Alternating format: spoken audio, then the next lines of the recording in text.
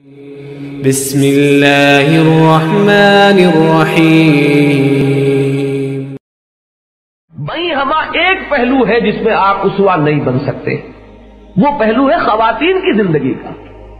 ایک بیوی کے لیے کیا اسوہ ہے؟ یہ ظاہر بات ہے کہ محمد رسول اللہ صلی اللہ علیہ وسلم کے لیے تو فزیکلی امپاسبل ہم کہیں گے، ناممکن ہے۔ بیوی کو، بہن کو، بیٹی کو وہ جو کردار پیش کرنا ہے محمد رسول اللہ صلی اللہ علیہ وسلم کے اسوے میں، اگر کوئی کمی کا امکان ہے تو صرف اس ایک پہلو سے نہیں۔ تو خواتین کے لیے بھی تو پھر درکار ہے کوئی اسوہ، کہ جو نبی اکرم صلی اللہ علیہ وسلم کے اسوے میں جو یہ ایک پہلو کمی کا رہ جاتا ہے، اس کے لیے بھی تو کوئی آئیڈیل، کوئی نمونہ درکار ہے۔ تو وہ آئیڈیل اور نمونہ ہے جو ازواج مطہرات نے فراہم کیا ہے رضی اللہ تعالی عنہن اجمعین، کہ ان کو پھر آئیڈیل بنایا گیا، ان کو تمام امت کی ماؤں کا درجہ دیا گیا۔ وہ آئیڈیل ہے خواتین کی حیثیت سے۔ حضور کی جو بنات مطہرات ہیں وہ گویا کہ آئیڈیل ہے بیٹیوں کے اعتبار سے۔ تو ازواج یا بیٹیوں کا جو نقطہ نظر ہے اور اس میں جو رخ اختیار کیا جانا چاہیے، اور ماں کے لیے بھی آخر جس طریقے سے حضرت خدیجہ الکبریٰ رضی اللہ تعالی عنہا ماں ہونے کی حیثیت سے ایک آئیڈیل ہمارے مسلمان خاتون کے سامنے آئے گی، ایسے ہی فاطمہ الزہرا بھی آئے گی۔ اسی لیے تو اقبال نے کہا کہ بطول باش و پنہا شو عزی اسد کہ در آغوش شبیر بگیری، تم فاطمہ کا اسوہ اختیار کرو رضی اللہ تعالی عنہ۔ فاطمہ بنت محمد مراد ہے صلی اللہ علیہ وسلم رضی اللہ تعالی عنہ، کوئی اور فاطمہ میرے پیش نظر نہیں ہے۔ فاطمہ بنت محمد ہے اسوہ، کہ اگر تم ان کا اسوہ اختیار کرو گی تو تمہاری گود میں حسن اور حسین جیسے پھول جو ہیں وہ کھل سکتے ہیں، لیکن اگر ان کا اسوہ اختیار نہ کرو گی تو پھر گودیں جو ہیں وہ ظاہر بات ہے کہ جن کانٹوں سے آج بھری ہوئی ہیں اسی طرح کا جھاڑ جھکاڑ اور اسی طرح کے کانٹے جو ہیں وہ ان گودوں کے اندر آئیں گے۔ تو یہ ہے اصل میں اسوہ نسوانی اسوے کے لیے جو ضرورت ہے۔ تو آئیڈیل کون ہے؟ ظاہر بات ہے ازواج مطہرات۔ بیٹیوں میں اور باپ میں بھی کچھ نہ کچھ حجاب ہوتا ہے۔ ظاہر بات ہے کہ کامل جو معاملہ ہے قرب اور اتصال کا بتمام و کمال وہ تو ازواج ہی کے ساتھ ہو سکتا ہے۔ لہذا ازواج کو جو یہاں خطاب کیا گیا وہ اس پہلو سے کہ یہ ہے آئیڈیل تمام مسلمان خواتین کے لیے۔ یہی وجہ ہے کہ میں نے جو آیات پڑھی ہیں اس سے پہلے کی دو آیات میں ازواج مطہرات کو خطاب کر کے کہا گیا کہ تم عام خواتین کی طرح اپنے آپ کو نہ سمجھو، تم اگر کوئی نیکی کرو گی تو تمہیں دوہرا اجر ملے گا، اور اگر تم کوئی غلطی کرو گی تو تمہاری پکڑ بھی دوہری ہوگی، سزا بھی دوہری ملے گی۔ اس کی وجہ کیا ہے کہ جو آئیڈیل ہو اس آئیڈیل کا تھوڑا سا نقص جو ہے وہ تو پھر بہت نمایاں ہو جائے گا دوسروں میں۔ جو نمونہ جو بن رہا ہے اس کی تھوڑی سی کمی اس کو تو لوگ دلیل بنا لیں گے اپنی بڑی بڑی کوتاہیوں کے لیے۔ لہذا تمہاری جو یہ نازک حیثیت ہے کہ تم اسوہ ہو تمام امت مسلمہ کی خواتین کے لیے تا قیام قیامت، لہذا تمہاری اگر کوئی خطا ہوئی تو تمہاری پکڑ دوہری ہو جائے گی، اور چونکہ پکڑ دوہری ہو رہی ہے لہذا اس کو بیلنس کیا جانا چاہیے کہ تم اگر نیکی کے روش اختیار کرتی ہو تو تمہارا اجر بھی دوہرا ہوگا۔ اس تمہید کے بعد فرمایا یا نساء نبی، اے نبی کی بیویوں، لستن کاحد من النساء، تم عام خواتین کے مانند نہیں ہو، ان اتقیتن فلا تخضعن بالقول، تم اگر تقوی کی روش اختیار کرو اور خدا خوفی اس کا انداز اختیار کرو تو پہلی تو تمہیں یہ ہدایت ہے کہ تم اپنی گفتگو میں جب بھی کسی غیر مرد سے بات کرنے کی ضرورت پیش آ جائے تو اپنی آواز میں لوچ مت پیدا کرو، فلا تخضعن بالقول فیطمع الذی فی قلبہ مرض وقلن قولا معروفا، کہ اس لوچ کی وجہ سے، حالانکہ آواز کا لوچ جو ہے وہ نسوانی حسن ہے، اللہ تعالیٰ نے یوں ہی تو نہیں فرق رکھا ہے مردانہ آواز میں اور نسوانی آواز میں، فطرت کے کچھ تقاضے ہیں جن کو پورا کرنا مقصود ہے، لیکن یہاں چونکہ ایک برائی کا سدباب ہے، تمہاری آواز کا یہ حسن جو ہے یہ ظاہر ہو تمہارے شوہر کے لیے ہو یا جو آگے اور آ جائے گی تفصیل، جو تمہارے محرم ہیں ان کے سامنے آئے تو کوئی حرج نہیں، لیکن غیر محرم کان سے اگر کوئی آواز اس نوعیت کی ٹکراتی ہے تو اگر کسی کے اندر کوئی روگ ہے، کسی کے اندر کوئی خباثت ہے، اس خباثت کو غذا مل سکتی ہے، اس روگ کی وجہ سے جو اس میں ہے اس میں ایک تحریک پیدا ہو سکتی ہے، اور اس تحریک کا سدباب کرنا جو ہے مطلوب ہے۔ تو فلا تخضعن بالقول فیطمع الذی فی قلبہ مرض وقلن قولا معروفا، یہ بھی نہیں ہے کہ جھڑکو اور ڈانٹو، بات معروف طریقے پر کرو اور جتنی ضروری ہو اتنی کرو، اس سے زائد نہیں، اور اس میں بھی آواز کے اندر لوچ نہ ہو، بلکہ یہ کہ کچھ نہ کچھ میں سمجھتا ہوں کہ ان الفاظ کا تقاضا یہ ہے کہ کچھ تکلف کر کے بھی اس میں کرختگی پیدا کر لی جائے تو یہ اس حکمت کے عین مطابق ہوگی کہ جو اس حکم کی پشت پر کار فرمائے۔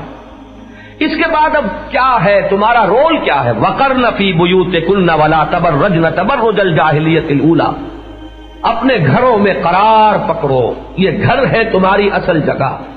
گھر سے باہر تمہاری نگاہ ہی نہ اٹھے، تمہارا اصل میدان کار جو ہے وہ گھر کی چار دیواری کے اندر ہے، باہر نکلنا کوئی ایمرجنسی ہو، شدید ضرورت ہو تو بات دوسری ہے، ورنہ یہ جان لیجئے کہ مسلمان معاشرے میں ایک مسلمان خاتون کا دائرہ کار جو ہے، میدان عمل جو ہے وہ اس کا گھر ہے۔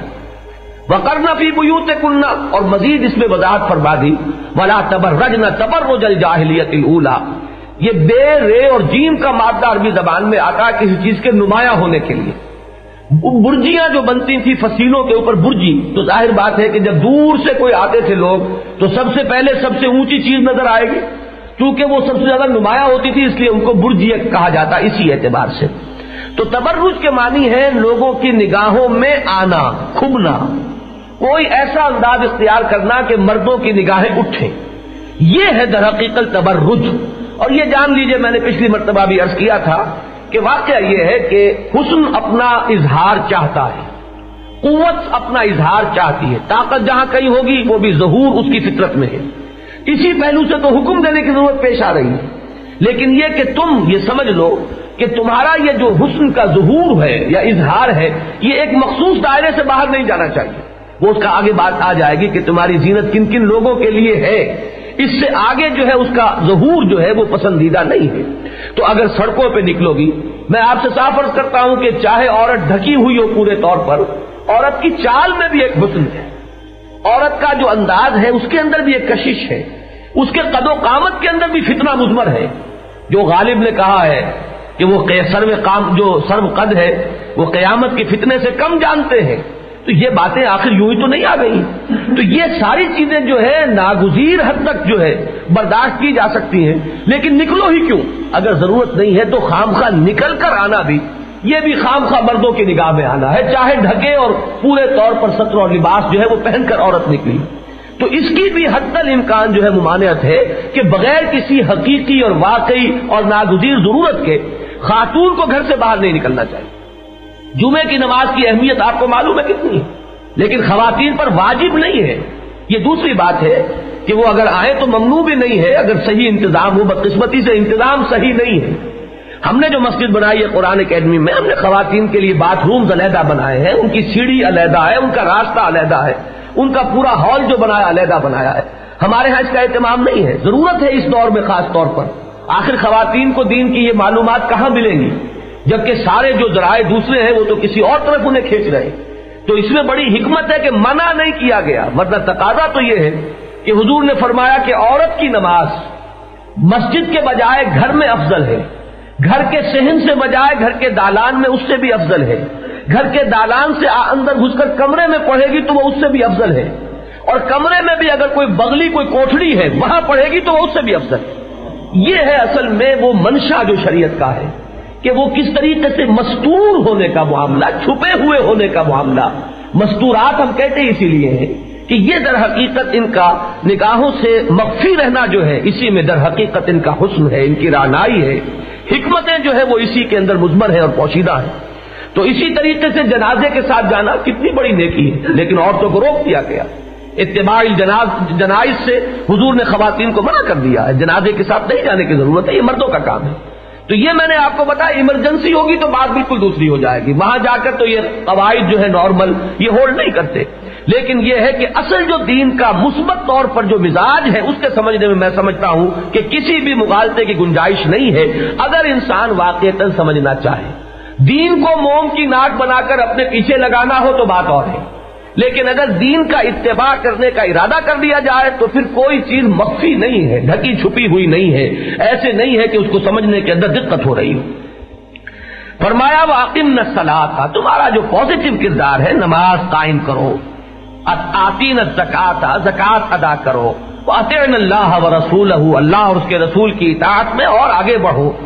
انما یرید اللہ لیذھب عنکم الرجس اہل البیت، اے نبی کے گھر والوں، اللہ تو یہ چاہتا ہے کہ تم سے ہر نوع کی برائی کو، خرابی کو، نجاست کو خوب دھو کر، رگڑ رگڑ کر تمہیں پاک اور صاف کر دے. وَیُطَہِّرَکُمْ تَطْہِیرًا، عربی زبان میں ایک تو باب تفعیل جو ہے تطہیر،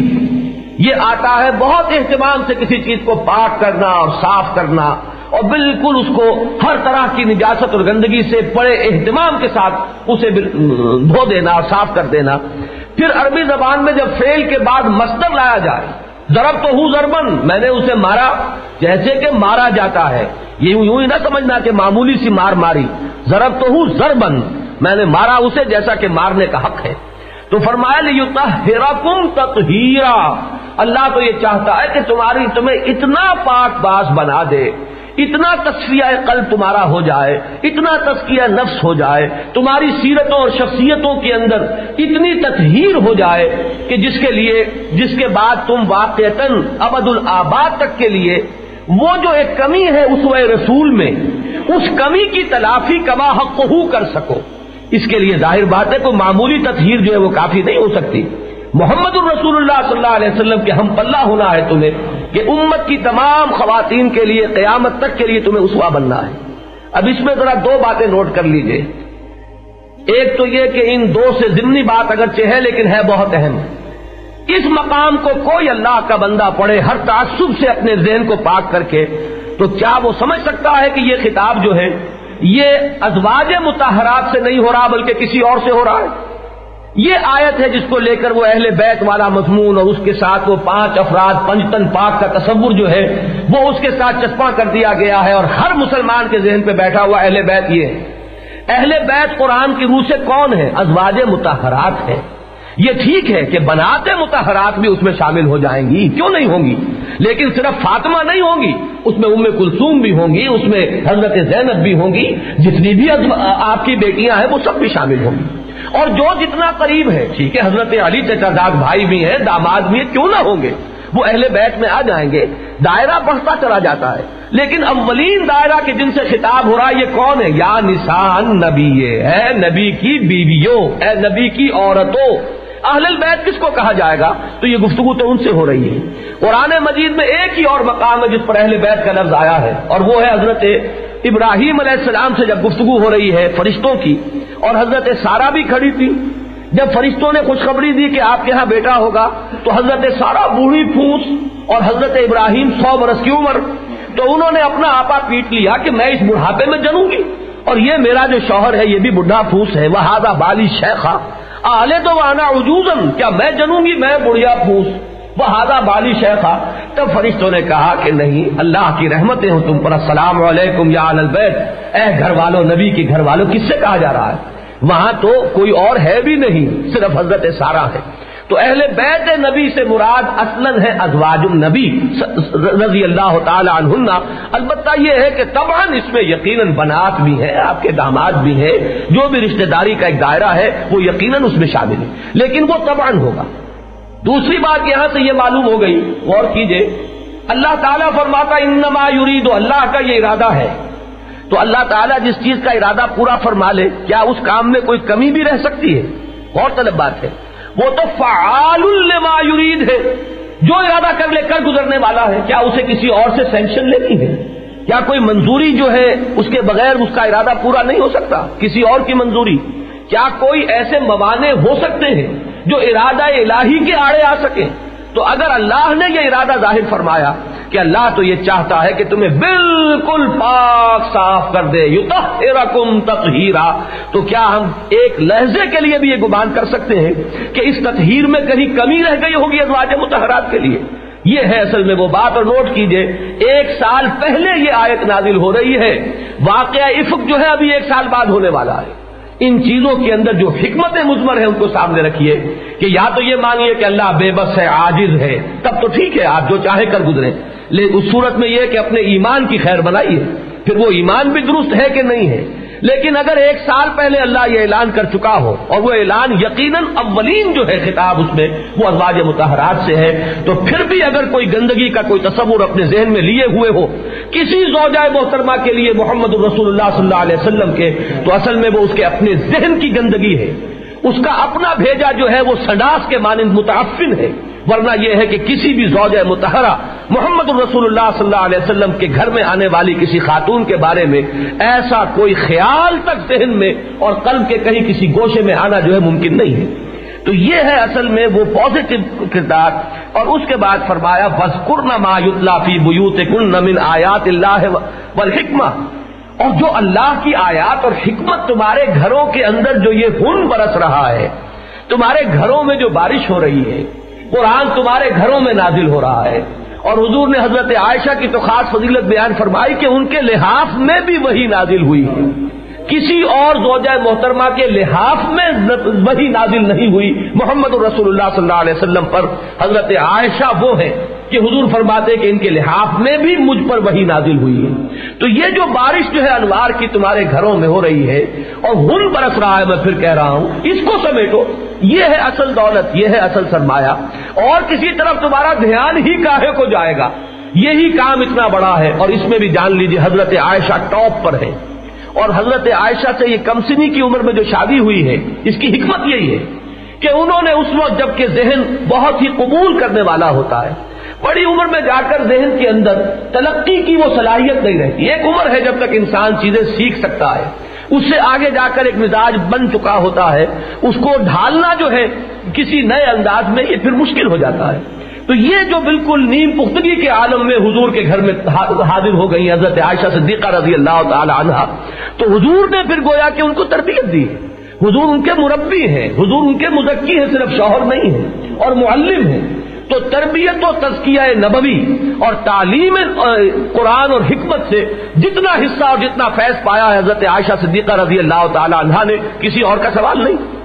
اس پہلو سے وہی ہے، پھر ہم جانتے ہیں تاریخی اعتبار سے بھی ثابت ہے کہ وہی سب سے بڑی معلمہ امت بن گئی، نہ صرف خواتین کے لیے، ان کی تعلیم کا دائرہ تو مردوں تک پھیلا ہے، پردے میں ہوتی تھی اور آتے تھے اور لوگ سوال کرتے تھے، سوال جواب تھا۔ اور یہ اللہ تعالیٰ نے حضرت خود نبی اکرم صلی اللہ علیہ وسلم اور ازواج مطہرات کو اتنی ایثار جو ہے اس کی ہمت عطا فرمائی کہ زندگی کے وہ گوشے بھی کہ جن کو کوئی شخص نہیں چاہے گا کہ ہماری یہ بات کسی اور کے علم میں آئے، بالکل جو تعلقات مرد شوہر اور بیوی کے درمیان ہوتے ہیں اس کو نہیں چاہتا انسان کہ کہیں بھی تش تشبام ہو، وہ چیزیں بھی چونکہ اسوہ بننا ہے، چونکہ یہاں سے یہ طے ہونا ہے کہ جائز کیا ہے ناجائز کیا ہے، کس معاملے میں کس حد تک انسان جا سکتا ہے، کس حالت میں آخری کون سی چیز ہے جہاں تک کہ انسان جو ہے بڑھ سکتا ہے۔ ان تمام چیزوں میں بھی بعض منکرین حدیث نے اسی کو فتنہ بنا لیا، ایسی ایسی چیزیں حدیثوں میں آ گئی، خدا کے بندو یہ بھی زندگی کا جز ہے۔ کیسے معلوم ہوگا کسی شخص کو روزہ رکھ کر وہ اپنی بیوی سے کس حد تک قرب حاصل کر سکتا ہے؟ معلوم ہوگا تبھی تو آخر اس پر عمل ہو سکے گا، ورنہ کیسے ممکن ہے؟ تو ان تمام چیزوں کا بھی وہ پورے شرح و بس کے ساتھ بیان ہو گیا، اور یہ ہے وہ رول وَاذْكُرْنَ مَا يُتْلَىٰ فِي بُيُوتِكُنَّ مِنْ آيَاتِ اللَّهِ وَالْحِكْمَةِ إِنَّ اللَّهَ كَانَ لَطِيفًا خَبِيرًا، اللہ تعالیٰ بہت باریک بین ہے اور باخبر ہے۔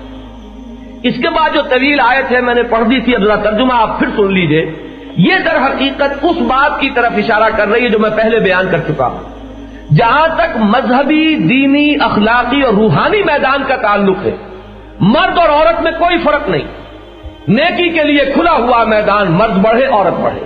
صدقات ہیں، خیرات ہیں، نماز ہے، روزہ ہے، اللہ تعالیٰ کا ذکر ہے، بھلائیوں میں ایک دوسرے سے آگے نکلنے کی کوشش ہے، ایثار ہے، قربانی ہے، عام چیزوں میں مرد اور عورت میں کوئی کمی اور بیشی کا سوال نہیں، عورت جو کچھ کرے گی وہ اس کے لیے ہے، مرد جو کمائے گا وہ اس کے لیے ہے۔ چنانچہ یہاں یہ طویل ترین آیت ہے اس موضوع پر، ان المسلمین والمسلمات والمومنین والمومنات، مسلمان مرد مسلمان عورتیں، مومن مرد مومن عورتیں، والقانتین والقانتات، فرما بردار مرد فرما بردار عورتیں، والصادقین والصادقات، راست باز مرد راست باز عورتیں، والصابرین والصابرات، صبر کرنے والے مرد صبر کرنے والی عورتیں، والخاشعین والخاشعات، خشوع رکھنے والے مرد، خشوع رکھنے والی خواتین، والمتصدقین والمتصدقات، صدقہ دینے والے مرد، صدقہ دینے والی خواتین، والصائمین والصائمات، روزہ رکھنے والے مرد، روزہ رکھنے والی عورتیں، والحافظین فروجہم والحافظات،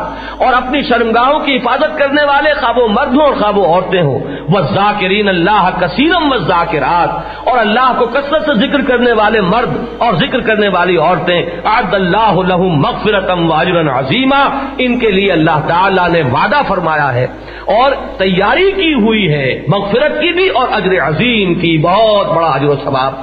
تو یہ مقام تو آج ذرا تفصیل میں جانے کا موقع نہیں ہے، میں یہ بات آج مکمل کر دینا چاہتا ہوں۔ ایک مقام تو یہ ذہن میں رکھیے کہ ایک مسلمان عورت کے لیے آئیڈیل کیا ہے، اس کا نقشہ کیا ہونا چاہیے، اس کی ایسپریشنز کیا ہونی چاہیے، اس کی ایمبیشنز کیا ہونی چاہیے، وہ کون سے میدانوں میں آگے بڑھنے کے لیے حوصلہ اپنا جو ہے اس کو پورا کرے۔ اس کے بعد اب آئیے دوسرا مقام ہے کہ جس میں اب وہ احکام آ رہے ہیں کہ جن میں حکم دیا جا رہا ہے گھر میں کس طرح تمہیں رہنا ہے۔ سب سے پہلی آیت جو ہے وہ فرمائی، یا ایھا الذین آمنوا لا تدخلوا بیوت النبی الا ان یؤذن لکم الی طعام غیر ناظرین اناہ، اہل ایمان نبی کے گھروں میں داخل نہ ہوا کرو سوائے اس کے جب کہ تمہیں بلایا جائے کھانے کے لیے۔ دعوت کا اہتمام اگر ہے، حضور کے ہاں دعوت ہے تو آؤ جب کھانے کا وقت ہو، غیر ناظرین اناہ ہو، یہ ایسا نہ ہو کہ وقت سے پہلے ہی پہنچ جاؤ اور اب انتظار ہو رہا ہے کھانے کا۔ ولیکن اذا دعیتم فادخلوا، جب تمہیں بلایا جائے تو داخل ہو۔ فاذا طعمتم فانتشروا،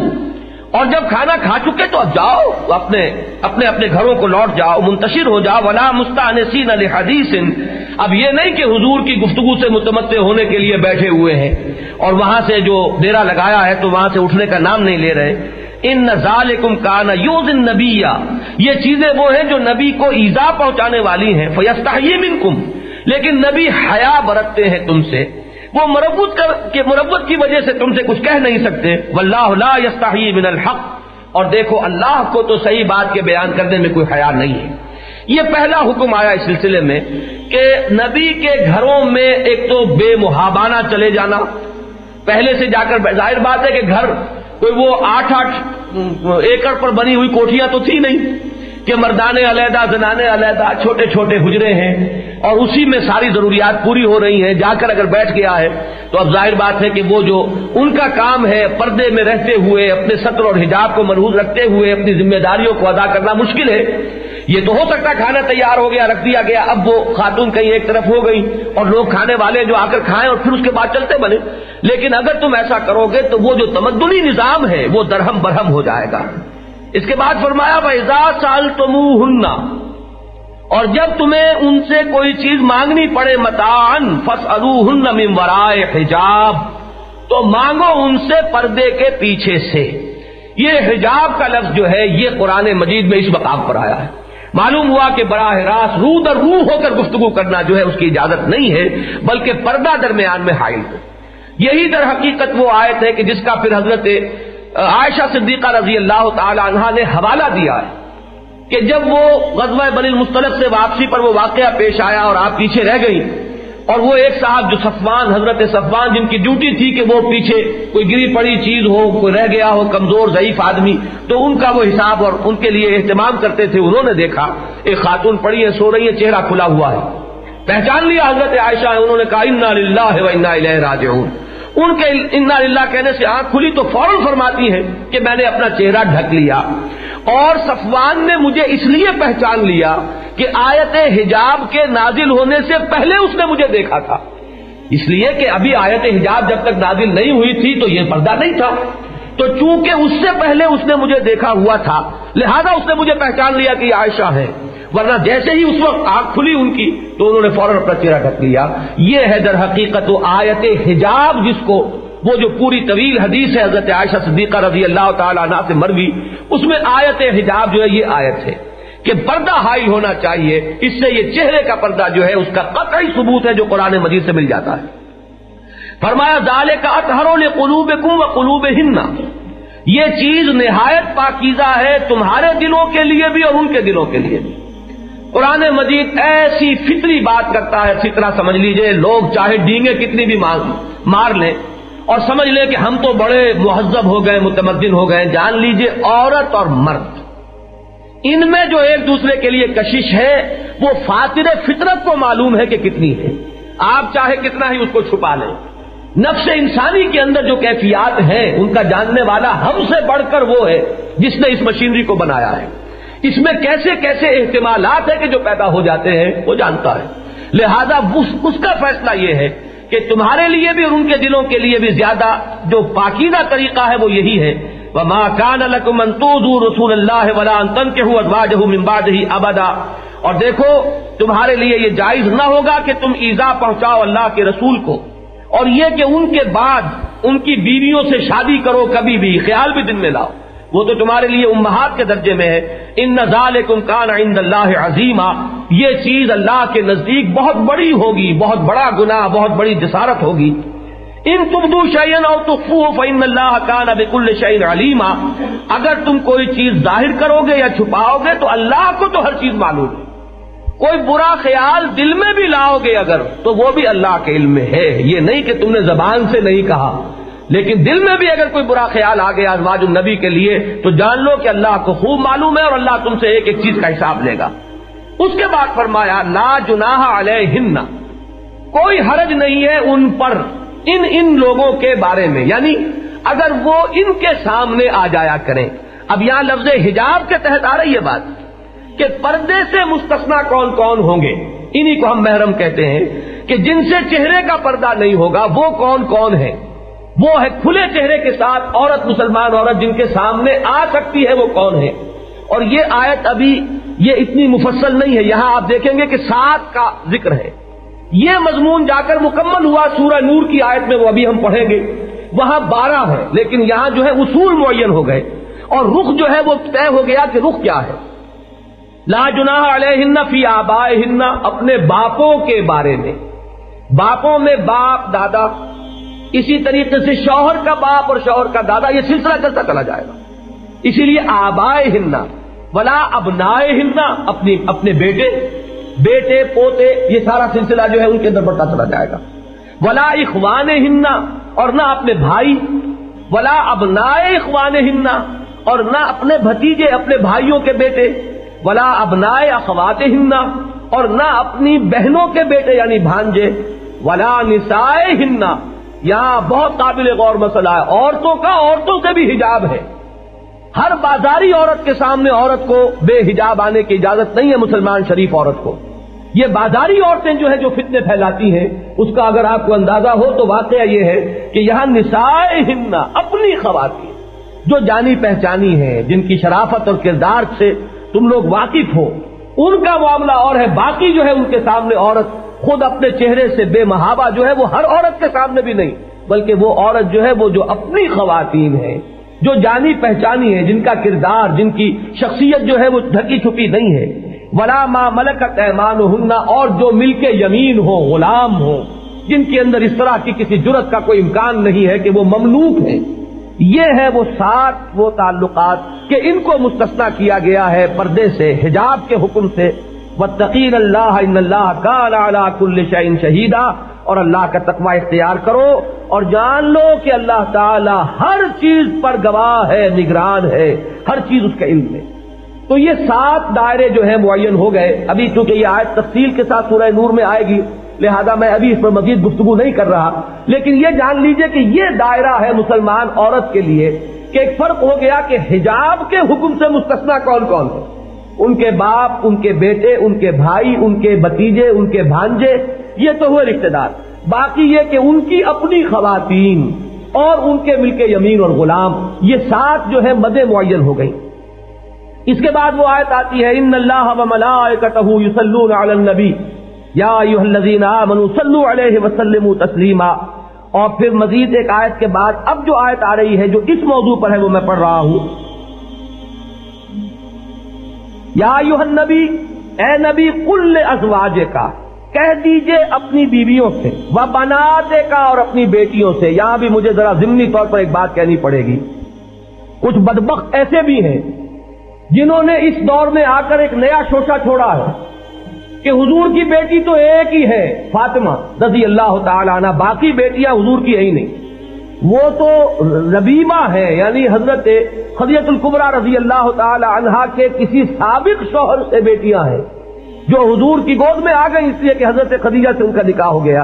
حالانکہ تمام کتابوں میں، سنی کتابیں ہوں، شیعہ کتابیں ہوں، حدیث کی اور تاریخ کی تمام کتابوں میں آج سے پہلے یہ بات نہیں تھی۔ حضور کی بنات جو ہے وہ 4 مانی گئی ہے، اور حضور کی بنات، وہ حضور کی ازواج کی بنات نہیں۔ یہاں ایک لفظ ہے جو قرآن سے ثابت کر رہا ہے، کل ازواج کا و بنات کا، یہاں پہ زوج کی بھی جمع آئی، ازواج، حضور کی ازواج متعدد ہے، اور اگر بیٹی ایک ہوتی تو بنت کا ہوتا، اپنی بیٹی سے کہہ دیجئے۔ یہاں فرمایا بنات کا، تو بنات کا اطلاق جو ہے کم سے کم 3 پر ہوگا۔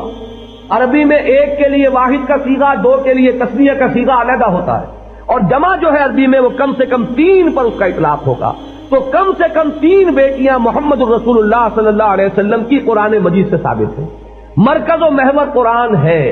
ہاں اگر دل میں یہی چور ہو کہ یہ قرآن وہ ہے ہی نہیں، وہ قرآن تو کہیں گم ہو گیا، یہ قرآن محرف ہے، اگر دل میں یہ چور ہو، اللہ بچائے اس سے، تب تو ٹھیک ہے، میری یہ ساری بات جو ہے پھر بے بنیاد ہو جائے گی، اس لیے کہ میرے لیے تو سند آخری جو ہے وہ قرآن مجید ہے۔ لیکن یہ کہ جن کے دلوں میں بھی اس چیز سے جن کے دلوں کو اللہ نے محفوظ رکھا ہوا ہو اور قرآن کی انٹیگریٹی پر یقین دلایا ہوا ہو انہیں، کہ انہیں یقین ہو کہ یہ قرآن وہی ہے جو محمد رسول اللہ صلی اللہ علیہ وسلم پر نازل ہوا ہے، ان کے لیے پھر کسی اور دوسری دلیل کی ضرورت نہیں ہے، تاریخ ثابت کرے نہ کرے اور کچھ اور روایات اس کی تائید میں ہو یا خلاف ہو، لیکن یہ کہ قرآن مجید ثابت کر رہا تو وہ کفایت کرے گا۔ یا ایھا النبی قل لازواجک و بناتک و نساء المؤمنین، یہاں خاص طور پر نوٹ کرا رہا ہوں، ایک شوشہ کبھی کبھی چھوڑ دیتے ہیں کچھ مرد کچھ عورتیں، دلوں میں تو ان کے ہے جدید تہذیب سے مرغوبیت کا معاملہ، لیکن بہرحال کہنے کے لیے تو بات ہونی چاہیے۔ تو اب تک جو باتیں ہوئی تھی اس کے بارے میں کہہ سکتے صاحب یہ تو ازواج مطہرات کے لیے خاص احکام ہے، کیونکہ بظاہر گفتگو ازواج مطہرات سے ہو رہی ہے۔ اس کا ایک جواب تو میں دے چکا ہوں، یہ اس لیے ہے کہ اصل میں آئیڈیل وہ ہے، نمونہ انہیں بننا ہے، تو آخر نمونے کو جو بات بتائی جا رہی ہے وہ اس لیے تو بتائی جا رہی ہے کہ مطلوب ہے سب کے لیے، ورنہ نمونے ہونے کا کوئی سوال نہیں۔ اگر وہ نمونہ ہے تو یہ احکام جو ہے ان کے مخاطب صرف ازواج مطہرات نہیں رہیں گی، بلکہ یہ کہ تمام مومنات مسلمات جو ہے اس کے مخاطب ہو جائیں گی۔ اسی لیے اتنی طویل آیات میں مرد اور عورتوں کا کے جو اوصاف بیان کیے گئے۔ اور دوسرے یہاں قرآن کے لفظ سے لے لیجئے، اے نبی کہہ دیجئے یا ایھا النبی قل لازواجک و بناتک و نساء المؤمنین، کہہ دیجئے اپنی بیویوں سے بھی، اپنی بیٹیوں سے بھی، اور مسلمانوں کی بیویوں سے، تمام خواتین اب یہاں آ گئیں، یدنین علیہن من جلابیبہن، وہ اپنے چہروں کے آگے لٹکا لیا کریں اپنی لمبی چادروں میں سے، لمبی چادر جس سے جسم کو اوڑھا ہوا ہو جسم پر اور جسم کو چھپایا ہوا ہو، جلباب کہتے ہیں اس بڑی چادر کو۔ ایک ہوتا ہے دوپٹہ، وہ دوپٹہ جو اب رسی کی شکل اختیار کر گیا ہے، اس دوپٹے کا تو ہوگا ذکر بعد میں، یہاں ہے اصل میں جلباب۔ جیسے عربوں کا معاملہ یہ کہ ایک تو ثوب ہے، یہ جو ہوتا ہے کرتا، لمبا کرتا، اس کے بعد کوئی چغا ہوگا، کوئی نہ کوئی کمبل ہوگا، یہ ان کے لباس کے، ان کے مزاج اور ذوق کا لازمی جز ہے کہ اوپر کوئی آبا، کوئی چیز جو ہے قبا کچھ نہ کچھ ہوگی۔ تو اسی طریقے سے خواتین جو ہے ان کا لباس ایک تو گھر میں پہننے کا ہوتا تھا، اس کے کیا کیا اجزاء ہیں وہ بعد میں آئیں گے، ایک ہے ان کا باہر نکلتے ہوئے ان کی یہ عادت تھی کہ ایک بڑی سی چادر لی، اسے جسم کے گرد لپیٹ لیا، اس کا حکم دیا جا رہا ہے قل ازواجک و بناتک و نساء المؤمنین یدنین علیہن من جلابیبہن، وہ اپنے جلباب جو ہے، اپنی جو بڑی چادریں ہیں، ان کا ایک کونا، ان کا کچھ حصہ اپنے چہروں کے آگے لٹکا لیا کریں، ذالک ادنیٰ ان یعرفن فلا یؤذین، یہ بہت قریب تر ہے اس سے کہ ان کو پہچان لیا جائے کہ یہ مسلمان خواتین ہیں۔ عام خواتین کا جو کردار ہو، جو معیار ہو، ان کو چھیڑا جائے تو بہت تو چاہتی ہیں کہ ہمیں چھیڑا جائے، اگر انہیں چھیڑا نہ جائے تو انہیں مایوسی ہوتی ہے، لیکن یہ کہ اگر کوئی شریف خواتین ہے اور وہ چاہتی ہے کہ انہیں پہچان لیا جائے کہ یہ کسی اور کردار کی حامل خواتین ہے، تو فرمایا کہ تمہیں اس طریقے سے پہچان لیا جائے گا، ذالک ادنیٰ ان یعرفن فلا یؤذین، اور انہیں کوئی ایذا نہ پہنچائی جائے گی، وکان اللہ غفورا رحیما، اور اللہ تعالیٰ بہت غفور ہے، بہت رحیم۔ تو یہ تو گھر سے باہر کا پردہ، یا وہ کہ جو محرموں کی فہرست سے خارج ہو گئے ان کے لیے حجاب کا حکم بھی آ گیا،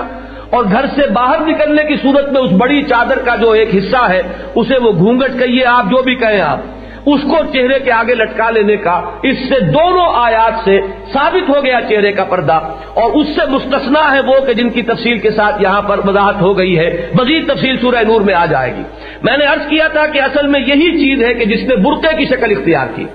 چادر کی صورت میں اگر ہے تو اس میں ایک ہاتھ سے اس کو پکڑے رہنا پڑے گا، اگر اس کو سی لیا جائے وہ ڈھیلا ڈھالا ہو، جسم کے ساتھ چپٹا ہوا نہ ہو، دبیز کپڑا ہو، اور واقعتاً جسم کو چھپانا اس سے مقصود ہو، مزید کوئی فریم جو ہے اس کے حسن کو نمایاں کرنے کے لیے وہ مقصود نہ ہو، تو پھر وہ میں سمجھتا ہوں کہ اس حکمت کو پورا کرے گا۔ اس میں یہ ہے کہ پھر ہاتھ جو ہے عورت کے وہ فارغ رہیں گے، کسی ایک ہاتھ میں اگر بچے کو سنبھالنا ہے اور دوسرے میں ہو سکتا ہے کہ کسی دوا کی شیشی کو پکڑنا ہو، تو یہ اصل میں وہ ضرورت ہے تمدنی جس کی وجہ سے وہ برقع بن گیا۔ برقع حضور کے زمانے میں نہیں تھا، اور ہم انسسٹ نہیں کریں گے کہ برقع ہی ہو، اگر اسی کے اوپر چلنا ہے تو ٹھیک ہے، لیکن یہ شرط پوری کیجیے، پھر چہرے کے آگے لٹکائیے۔ اگر یہ نہیں کریں گی تو ظاہر بات ہے کہ پھر شریعت کا معاملہ آپ کا نہیں ہے، پھر آپ کا اپنی شریعت ہے، اپنا جو بھی آپ کا ذہن ہے مزاج ہے جو کریں، لیکن اس کے لیے پھر کوئی سند اور کوئی بھی اس کے لیے نظیر قرآن یا حدیث سے مت لائیے۔ تو یہ جو برقع ہے واقعتاً میں نے دیکھا ہے عرب میں بدو خواتین برقع پہنے ہوئے، اور نہ صرف برقع، ان کے ہاتھوں پر دستانے ہوتے ہیں، گرم ترین وہ ملک ہے، پاؤں میں جرابیں ہوتی ہیں، یہ ہاتھ اور پاؤں بھی ان کے نظر نہیں آئیں گے، اور ایسا نہیں ہے کہ وہ گھر میں بیٹھی ہوئی ہو صرف، یا صرف کوئی بازار میں شاپنگ کے لیے نکلی ہوئی ہو تو یہ حال ہے، ہاتھ میں ان کے لکڑی ہے اور وہ بھیڑیں اور بکریاں چرا رہی ہیں، یا اونٹوں کا گلہ ہے اور لاٹھی لیے ہوئے اونٹوں کو جو ہے وہ کسی طرف لے کر جا رہی ہے پانی پلانے کے لیے، اتنی سخت ترین خدمات وہ کرتی ہیں، لیکن یہ کہ اپنے حجاب کے احکام جو ہے اللہ نے جو دیے ہیں ان کی پابندی ہو رہی ہے۔ ہمارے ہاں ہندو ماحول جو تھا، اگرچہ ہندوستان میں ایک طرف تو راجپوتوں کے ہاں تھا پردہ، وہ تھا پردہ، لیکن عام طور پر جو ہے یہ پردہ ہندوستان میں نہیں تھا، لہذا ہمارا جو وہ ہندوانہ پس منظر ہے وہ ہے در حقیقت جو ہمارے دیہاتوں میں پھیلا ہوا ہے، اور اس کو دلیل بنا رہے ہیں کہ دیہاتی عورت جو ہے وہ پردہ کیسے کر سکتی ہے۔ پردہ کون سی چیز مانے ہے اس میں کہ وہ اسی طریقے سے اپنے جسم کو ڈھکے ہوئے ہو اور اس نے اپنے سر پر روٹی رکھی ہوئی ہو اپنے شوہر کے لیے اور وہ جا رہی ہو کھیت میں، کوئی چیز مانے نہیں۔ ان تمام چیزوں کو اگر کرتے ہوئے ان کی پابندی، اگر بھیڑیں بکریاں چرائی جا سکتی ہیں، ان کو چارہ ڈالا جا سکتا ہے، اونٹوں کی گلہ بانی کی جا سکتی ہے، اگر پانی لایا جا سکتا ہے تو کوئی وجہ نہیں ہے کہ کھیت کا کام نہ ہو سکے، اس میں یہ ساری حدود جو ہے برقرار رکھی جا سکتی ہے اگر نیت موجود ہو اور ارادہ موجود ہو، اور ارادہ یہ ہو کہ اللہ اور اس کے رسول کے حکم کی ہمیں اطاعت کرنی۔ لہذا یہ تو ہو گیا پردے کا وہ ایک پہلو جو گھر سے باہر کا ہے۔ اب جو آخری سورہ نور کی آیات میں آپ کو سنانا چاہتا ہوں، اب اس کی طرف آ جائیے۔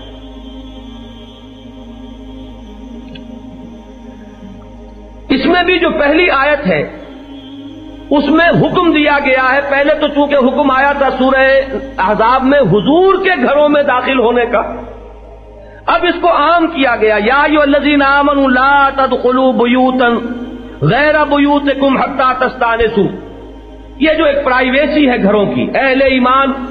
اپنے گھروں کے سوا کسی اور گھر میں جب تک کہ تمہاری آئیڈینٹیفیکیشن نہ ہو جائے کون ہو، تم سلام کرو وتسلموا علی اہلہا، اور اجازت لو، اذن لو، تب داخل ہو ورنہ پہلے داخل نہ ہو۔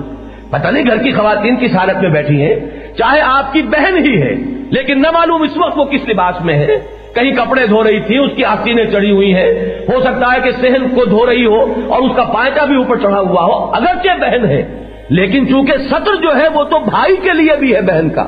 وہ باپ کے لیے بھی ہے بیٹی کا جسم، کہ جسم کے سوائے 3 حصوں کے کسی حصے پر نگاہ نہ پڑے،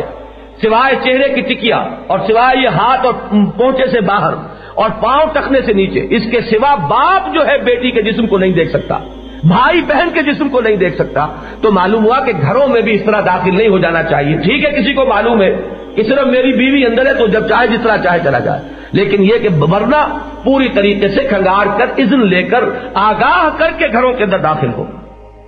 ذالکم خیر لکم لعلکم تذکرون، یہی تمہارے لیے بہتر ہے اگر تم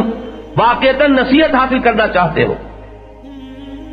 اس کے بعد یہ گھروں میں داخلہ اور استئذان کے احکام ہیں، چونکہ وقت بہت کم رہ گیا ہے لہذا میں اسے اس وقت چھوڑ رہا ہوں۔ وہ ہمارے تمدن کا ایک معاملہ ہے، اس پر انشاءاللہ بعد میں کسی اور سلسلے میں گفتگو ہوگی۔ اب آگے آئیے، گھر کے اندر، چونکہ گھر کے داخلے سے بات شروع ہوئی ہے، اب اس کو ذہن میں رکھیے ربط، لہذا اب جو گھر کے اندر پردہ ہے اس کی بات ہو رہی ہے۔ یہ باہر نکلنے کی شکل میں غیر محرموں کے لیے تو معاملہ آ چکا، اب گھر میں داخل ہو کر کیا ہے؟ قل للمؤمنین یغضوا من ابصارہم ویحفظوا فروجہم، اے نبی اہل ایمان مردوں سے کہیے کہ وہ اپنی نگاہیں نیچی رکھیں اور اپنی شرمگاہوں کی حفاظت کریں، ذالک ازکا لہم، یہی ان کے لیے زیادہ پاکیزہ طریق عمل ہے۔ ان اللہ خبیر بما یصنعون، جو کچھ وہ کر رہے ہیں اللہ تعالیٰ اسے باخبر ہے۔ وقل للمؤمنات یغضضن من ابصارہن ویحفظن فروجہن ولا یبدین زینتہن، اور اہل مومن جو خواتین ہیں اہل ایمان، ان سے بھی یہ کہیے کہ وہ بھی اپنی نگاہیں نیچی رکھیں اور اپنی شرمگاہوں کی حفاظت کریں اور اپنی زینت کو ظاہر نہ ہونے دیں سوائے اس کے کہ جو ظاہر ہو ہی جائے، الا ما ظہر منہا، پر یہ بھی اصل میں جہاں بھی موقع مل جاتا ہے انگلی رکھنے کا، وہاں بڑے بڑے محل جدید دور کی جو جدید فیشن کی جو پرستار خواتین ہیں انہوں نے تعمیر کر دی ہیں۔ الا ما ظہر منہا کیا ہے وہ میں پہلے عرض کر چکا ہوں، عورت کا قد کاٹ، اس کے جسم کی جو ساخت ہے یہ خود اپنی جگہ پر ایک زینت ہے، یہ کتنا ہی ہاتھ چھپانے نہیں چھپ سکتی، یہ تو ظاہر بات ہے کہ خود بخود ظاہر ہو جانے والی چیزیں ہیں۔ آخر ہاتھ ہے، ہاتھ کی بھی ساخت ہے، ہاتھ کے ساخت میں ایک حسن ہے، انگلیوں کے اندر بھی ایک حسن ہے۔ اب یہ چیزیں تو ہے کہ اگر ان سب کے اوپر پردے ڈال دیے جائیں باہر نکلتے ہوئے، تو میں عرض کر چکا ہوں کہ عرب خواتین کا میں نے اپنی آنکھوں سے یہ طرز عمل دیکھا ہے، وہ بدوی خواتین کے ان کے ہاتھوں پر دستانے اور پاؤں میں جرابیں، لیکن یہ کہ گھر کے اندر تو بہرحال ایسا نہیں ہو سکتا۔ تو یہ جو زینت از خود ظاہر ہو جاتی ہے، کتنا ہی چھپائیں آپ، وہ تو بہرحال چھپنے والی چیزیں نہیں ہیں۔ اس لیے فرمایا کہ جو چیزیں چھپ ہی نہ سکتی ہوں ان کے علاوہ جو ہے مزید اپنی زیبائش یا زینت کا اظہار جائز نہیں ہے۔ وَلْيَضْرِبْنَ بِخُمُرِهِنَّ عَلَى جُيُوبِهِنَّ، اب یہ آ گیا خمار کا لفظ، یہ ہے وہ اوڑھنی کے جو گھر میں اوڑھی جاتی ہے، اپنی اوڑھنیوں کے بکل مار لیا کریں اپنے گریبانوں پر، کیونکہ یہ بہرحال چاہے آپ نے کرتا پہنا ہوا ہے، دبیج کرتا ہے، لیکن سینوں کے ابھار جو ہے وہ نمایاں ہو جائیں گے، ان کو کسی نہ کسی طور سے چھپانا جو ہے وہ ضروری ہے۔ لہذا اس کے لیے خاص طور پر علیحدہ سوچئے کہ یہ قرآن مجید ہے، ایک ایک لفظ اس کا قیمتی ہے اور اٹل ہے، گنجینہ معنی کا طلسم اس کو سمجھیو، جو لفظ کے غالب میرے اشعار میں آوے، یہ کوئی شاعری تو نہیں ہے، یہاں پر اگر الفاظ آ رہے ہیں اور اتنی تاکید کے ساتھ، وَلْيَضْرِبْنَ بِخُمُرِهِنَّ عَلَى جُيُوبِهِنَّ، اپنے گریبانوں کے اوپر ان کے بکل مار لیا کریں، وَلَا يُبْدِينَ زِينَتَهُنَّ، اور نہ ظاہر کیا کریں اپنی زینت، الا، اب یہاں سے آیا وہ جو 7 وہاں تھے یہاں 12 ہو گئے، جو بھی دائرہ توسع کا ہے، اتنی تفصیل سے وہاں آنے کے بعد مزید کچھ رعایتوں کا اعلان یہاں ہو رہا ہے۔ تو اب آپ سوچئے کہ اس سے زائد بڑھنا چاہے تو پھر یہ آپ کا فیصلہ ہے۔ جہاں تک تو اللہ تعالیٰ نے رعایت دے دی ہے، اس ابتدائی حکم کے بعد 7 پر 4 اور 5 اور جو ہے اضافے کر دیے گئے مزید توضیح میں، لیکن یہ کہ اس سے آگے بڑھیں گے تو لا تقدموا بین یدی اللہ ورسولہ، اللہ اور اس کے رسول سے آگے مت بڑھو، اس حکم کی خلاف ورزی ہو جائے گی، پھر وہ گویا کہ دائرہ اسلام سے باہر ہونے والی بات ہے۔ وہ کون ہے؟ یہاں فرمایا الا بعولتہن، سب سے پہلے تو یہ کہ ان کی زیبائش اور آرائش اور زینت، اس کے ظہور جو ہے وہ ان کے شوہروں کے لیے ہے اصلاً۔ بعولتہن او آبائہن، یا اپنے باپ، او آبائے بعولتہن، یا اپنے شوہروں کے باپ، او ابنائہن، یا اپنے بیٹے، او ابنائے بعولتہن، یا اپنے شوہروں کے بیٹے، یعنی سوتیلے بیٹے، اگرچہ ان کے اپنے بطن سے نہ ہوں، لیکن یہ کہ شوہر کا بیٹا ہے تو وہ بھی اس فہرست کے اندر مزید جو ہے اس کا اضافہ ہو گیا۔ او اخوانہن، یا اپنے بھائی، او بنی اخوانہن، یا اپنے بھتیجے، او بنی اخواتہن، یا اپنی بہنوں کے بیٹے یعنی بھانجے، او نسائہن، یا اپنی خواتین، میں وضاحت اس کی کر چکا ہوں، او ما ملکت ایمانہن، یا ان کے جو غلام ہیں ملک یمین، اب التابعین غیر اولی الاربۃ، یا وہ تابع لوگ کہ جن کے اندر سرے سے اس کا کوئی امکان نہ رہے، ایسے ہوتے ہیں بوڑھا ہے کوئی ہے تو دور کا رشتہ دار، فلاں کے ماموں کا چچا کا کچھ ہے لیکن کوئی اس کا اب پرسان حال نہیں ہے، وہ کہیں کسی کے گھر آ کر پڑ گیا ہے۔ اب ایسے اشخاص کے لیے بہرحال تنگی جو ہے شریعت پیدا نہیں کرنا چاہتی، ایسے لوگ جو ہیں جو اتنے تابع ہیں، آپ کی روٹیوں پر پل رہے ہیں اور وہ ان کی کفالت آپ کر رہے ہیں، وہ تابعین غیر اولی الاربا، جو اتنے تابع ہو گئے ہوں کہ ان میں اس قسم کے کسی خیال کا پیدا ہونا جو ہے وہ تقریباً ناممکن ہو چکا ہو. من الرجال اب الطفل الذین لم یظہروا علی عورات النساء، یا وہ بچے کہ جو ابھی خواتین کے مخفی معاملات سے واقف نہیں ہیں. وہ بچے چاہے کوئی بھی ہو، گلیوں کے بچے ہو، وہ اگر 5-7 سال کا بچہ آ گیا ہے گھر میں تو ظاہر بات ہے جسے ابھی کچھ ان چیزوں کا شعور نہیں ہے تو اس سے پردہ نہیں. اب آپ سوچئے، غور کیجئے، دیانت کے ساتھ سوچئے. میری بہنیں جو بھی یہاں ہوں، میں انہیں اللہ اور رسول کا واسطہ دے کر کہتا ہوں، اپنے دل سے پوچھیں، اپنے ضمیر سے پوچھیں، دیانت سے پوچھیں، یہ ساری باتیں کیوں بیان ہو رہی ہیں قرآن مجید میں؟ یہ کوئی کھیل ہے، تماشا ہے، شاعری ہے؟ یہ کیا ہے آخر؟ اللہ نے اتنی تفصیل کے ساتھ جو چیزیں بیان کی ہوں اور 2 جگہ پر وہ آئی ہوں تو یہ کس لیے؟ کوئی تفریح ہے؟ کوئی آخر بے مقصد کام نہیں ہے. اللہ تعالیٰ بچائے ہمیں کہ اس طرح کا کوئی خیال ہمارے ذہنوں میں کبھی پیدا بھی ہو، اس لیے کہ ایمان کے لالے پڑ جائیں گے. تو یہ سب کچھ اگر قرآن میں اتنی تفاصیل کے ساتھ آیا ہے تو سوچنا ہوگا کہ آخر ہم کس طریقے سے ان تمام چیزوں کو بالکل بالائے طاق رکھ کر اور جو مغربی تہذیب اور تمدن کا جو بھی نقشہ ہے اس کو اختیار کیے ہوئے ہیں. وَلَا يَضْرِبْنَ بِأَرْجُلِهِنَّ، اور چلتے ہوئے اپنے پاؤں کو بھی اس طرح نہ ماریں. لِيُعْلَمَ مَا يُخْفِينَ مِن زِينَتِهِنَّ، اگر کوئی زیور پہنا ہوا ہے تو اس کی جھنکار پیدا ہو جائے. وَتُوبُوا إِلَى اللَّهِ جَمِيعًا أَيُّهَا الْمُؤْمِنُونَ لَعَلَّكُمْ تُفْلِحُونَ، اور اے اہل ایمان توبہ کرو، رجوع کرو. اگر کوتاہی ابھی تک رہی ہے، اگر غلط طرز عمل رہا ہے تو آخر کب موت جو ہے وہ سروں پر منڈلا رہی ہے. توبہ کرو اور بعد آ جاؤ اپنی حرکتوں سے، اپنے طرز عمل کو بدلو، گھروں کے نقشوں میں انقلاب آئے. اور اگر کچھ لوگوں کے اندر بھی یہ کام شروع ہو جائے، یہ سارا سننا سنانا بیکار ہے اگر پرنالہ وہیں بہے جہاں وہ بہتا رہا اور گرتا رہا ہے. تو اس سب کا آخر کچھ نہ کچھ نتیجہ نکلنا چاہیے. کچھ لوگ سوچیں، کمر ہمت کسیں، اور اگر واقعہ یہ ہے کہ اعلیٰ جو ہمارے جو گھرانے ہیں ان میں سے 2-4 میں بھی ان تقریروں کے بعد کوئی انقلاب پیدا ہوا تو یہ بھی ایک انیشیشن ہو جائے گی، ایک پروسیس کا آغاز ہو جائے گا. ہو سکتا ہے لوگوں کے سامنے آئے گا کہ لوگوں نے کوئی طرز عمل بدلا ہے. پہلے جو آنا جانا تھا گھروں کے اندر اب اس پر قدغنیں عائد ہو گئی ہیں. اللہ اور اس کے رسول کے احکام کو بہرحال کچھ لوگوں نے سپریم سمجھا ہے کہ یہ ہمارے تمدن سے یا ہماری تہذیب یا ہمارے احساسات، ہمارے دوستوں کے جذبات مجروح نہ ہو جائے. اللہ تعالیٰ ان سب سے نگاہوں کو ہٹا کر صرف اپنے اوپر اور اپنے رسول کی سنت کے اتباع پر ہماری نگاہوں کو جما دے. اقول قولی ھذا واستغفر اللہ لی ولکم ولسائر المسلمین والمسلمات.